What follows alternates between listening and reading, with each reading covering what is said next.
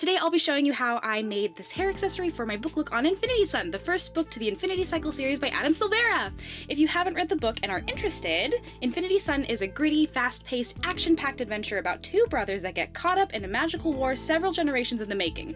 For this look, I was hugely inspired by the phoenix on the cover, along with all of the magic in the story.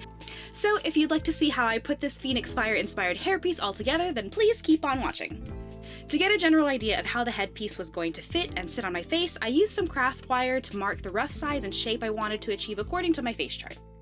With a general wire shape, I'm tracing it onto some scratch paper to create a template and roughly sketching the shape of the flame-like phoenix feathers with that shape.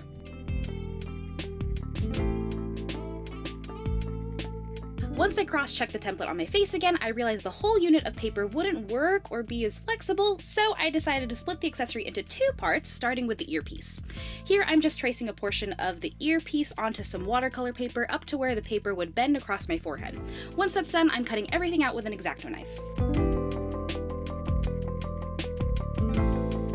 After, I'm doing the same to the curved feathers near my forehead portion of the headpiece.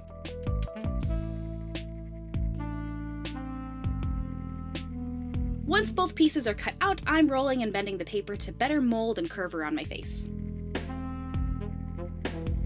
After trying on both pieces, I wanted to add more of a 3D layered effect and decided to make a third filler flame piece so the whole hair accessory looks almost like a wing or fiery hair curving and curling up and around my face. And I'm using clips and some scotch tape to help hold things in place for now. Because the phoenix on the book cover is more rounded and full-looking, I'm also toying with the idea of attaching a flared-out back piece to the ear portion to make the shape of the overall accessory look more rounded out, especially when I move my head around come film day. Once I'm happy with the shape, I'm cutting it out and bending and clipping it to the back of the earpiece, the same way I did with the other pieces, just to get an idea of how everything sits on my ear and forehead.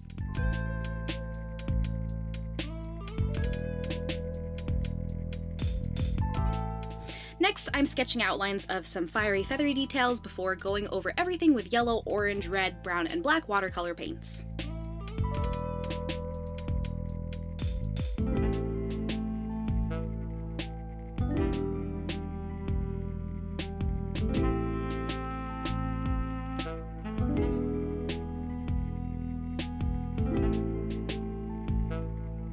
Once everything dries, I'm also going to use black, orange, and red colored pencils just to add some extra detail and to intensify some of the colors.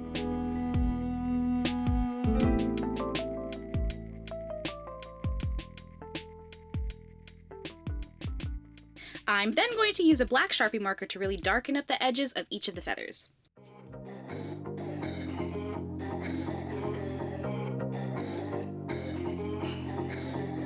Once all the pieces are nice and dry, I'm using painter's tape and a glue stick to attach everything together into the shape that I want.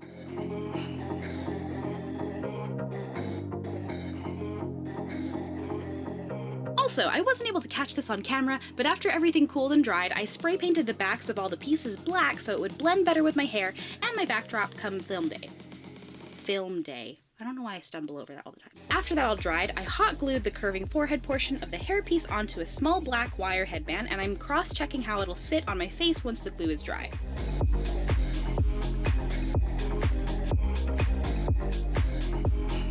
Next, I'm hot gluing just the base of the next layer on top of that, but I'm leaving the tips of the feathers alone and just slightly curving them inward to give a continuous curving rounded effect.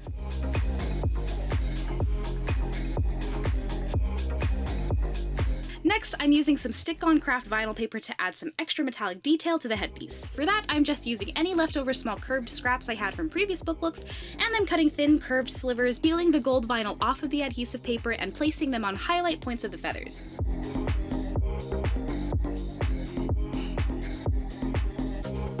I'm also adding a couple gold slivers to the back portion that curves forward on the headband, just so when I'm moving around on film day, that spot can also catch the light whenever I turn to the side, and so it looks a little bit more cohesive with the whole hairpiece. Also, as much as I love how this small detail turned out, cutting and peeling every single tiny little sliver was a huge pain and took forever. This particular piece took forever. It was so frustrating, but it was worth it in the end.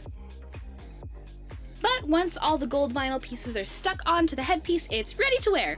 Yay! I hope you all found this video helpful. If you haven't yet, be sure to check out the full book look for Infinity Sun by Adam Silvera over on Epic Reads #BookLooks playlist, which I'll have linked down below. I want to give an enormous thank you to HarperCollins Publishers for commissioning me for this book look, and an even bigger thank you to all of you for watching! Let me know which book looks you'd like to see me do next, and I'll see you all next time. Bye!